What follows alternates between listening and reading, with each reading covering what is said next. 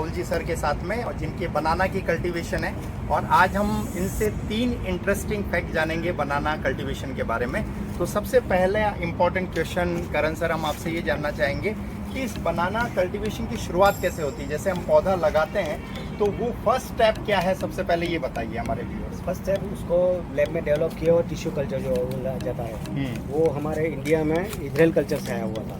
उसका टिश्यू जो है वो इंडियन लेबोरेटरी में डेवलप करके उसका प्लांट तैयार किया जाता है, उसका एक प्रोसेस होता है। तो वो टिश्यू का प्लांट ला करके हम लोग उसको प्लांटेशन करते हैं खेत के अंदर, और उसका उस टाइम हमारा होता है जून से स्टार्ट हो जाता है। तो जुलाई में जनरली कहाँ कैसे लोकेशन कैसा वेदर है उसके हिसाब से उसको लगाया जाता है।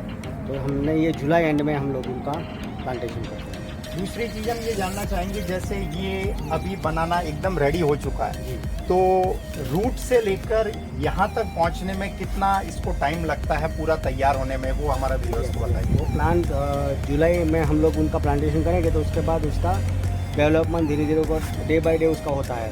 उसमें फैक्टर में एक वाटर उसका, फिर उसका जो उनका क्या बोलते हैं उसको खाद वगैरह देना पड़ता है। तो डेवलप होने में 1 साल उनको लगता है। फ्रूट्स आने के टाइम 1 साल में उनका 1 ईयर तक हम 1 ईयर। हाँ, जुलाई में हमने प्लांटेशन किया तो जनवरी फरवरी में उसका फ्लावरिंग शुरू हो जाता है। उसके बाद केयर और ज़्यादा हो जाता है, क्योंकि गर्मी के टाइम के बनाना को पानी का वो जो है ना उसका बेज मेंटेन करना पड़ता है हमको। ज़्यादा पानी चाहिए ऐसा लोग बोल रहे हैं, लेकिन उसको बेज चाहिए, सूखी वाली मिट्टी उसको नहीं चाहिए। यानी उसके रूट के अगल बगल में भेज वाला एटमोसफेयर चाहिए ही चाहिए। उसके बाद फ्लावरिंग आएगा फरवरी में, और उसके बाद मई एंड तक ये पूरा डेवलप हो जाएगा। हम उसको जैसे फ्लावरिंग में अगर कहीं दिखता है तो मैं आपको फ्लावर दिखाऊंगा उसको। तो हम लोग ये 2-3 ऐसा काट करके अच्छा फ्रूट लेने के लिए नीचे उसको फ्लावर को काट देते हैं। तो वो फ्लावर का जहाँ से हम लोग उनको कटिंग कर दें, उसके बाद उसमें से रस जो है ये स्टम का रस जो है उसमें से डेवलप हो जाएगा और ये फ्रूट डेवलप हो जाएगा।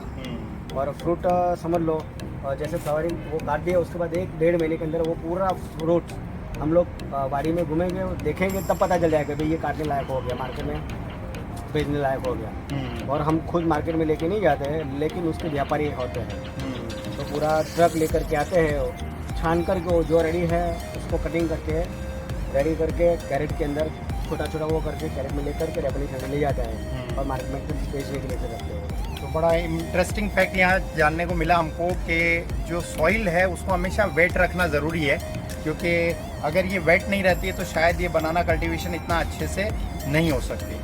एक और इम्पोर्टेंट फैक्टर यहाँ जानने चाहेंगे हम करण सर आपसे कि आपने एक इक्वल डिस्टेंस सभी पौधों के बीच में मेंटेन की है, तो उसका खास तौर पे क्या सीक्रेट है वो भी समझ लीजिए। आप सब देख सकते हैं उसका हाइट 11 से 12 फीट 13 फीट तक चला जाता है। तो उनको सनलाइट रिक्वायर है अच्छे क्रॉप के लिए, अच्छे फ्रूट्स के लिए, कोई भी एनी क्रॉप।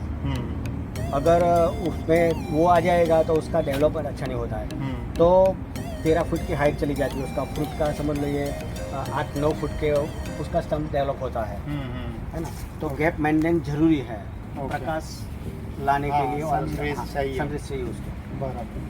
तो ये भी बहुत इंपॉर्टेंट फैक्टर्स हैं। अगर यहाँ पर 3 इंपॉर्टेंट फैक्टर्स मैं बताऊँ खास तौर पे, तो एक सबसे इम्पॉर्टेंट फैक्टर ये आता है कि पेशेंस। जैसे हम केला मार्केट से खरीदते हैं तो वो शायद 1 मिनट में मार्केट से खरीद के ले आते हैं, लेकिन अल्टीमेटली इसको हम तक पहुंचाने के लिए 1 साल का पेशेंस चाहिए। सेकंड फैक्टर मैं यहाँ पे बताऊंगा, जैसे करण सर ने बताया कि मिट्टी का वेट होना, मतलब हमेशा ये गीली रहे, ये बहुत ज़्यादा ज़रूरी है। अगर ये गीली नहीं रहेगी तो शायद बनाना अच्छी तरीके से नहीं पकेगा। तो यहाँ मैं काम माइंडसेट का मैं इम्पॉर्टेंट फैक्टर बताऊंगा कि जैसे मिट्टी का गीला रहना हमेशा ज़रूरी है, वैसे ही दिमाग का हमेशा शांत रहना ज़रूरी है, क्योंकि अगर शांत रहेंगे तो ही कहीं ना कहीं आप अपने आप को कल्टीवेट मतलब आगे बढ़ा पाएंगे। और लास्ट जो इम्पोर्टेंट फैक्टर बताया करण सर ने कि डिस्टेंस ज़रूरी है पौधों के बीच में। अगर बहुत ज़्यादा पास में लगा देंगे तो शायद ये अच्छे से जिसको सन रेज मिलनी चाहिए, हवा मिलनी चाहिए, वो नहीं मिल पाएगा। तो इसी प्रकार से हमें भी लाइफ में कहीं ना कहीं गैप ज़्यादा ज़रूरी है। जो भी काम आपने सीखा है, जो भी स्किल आपने सीखी है, उसको पॉलिश करने के लिए, उसका प्रैक्टिस करने के लिए गैप होगा तो शायद आप और अच्छे से परफॉर्म कर पाएंगे। So thank you Karan sir for telling this important factor.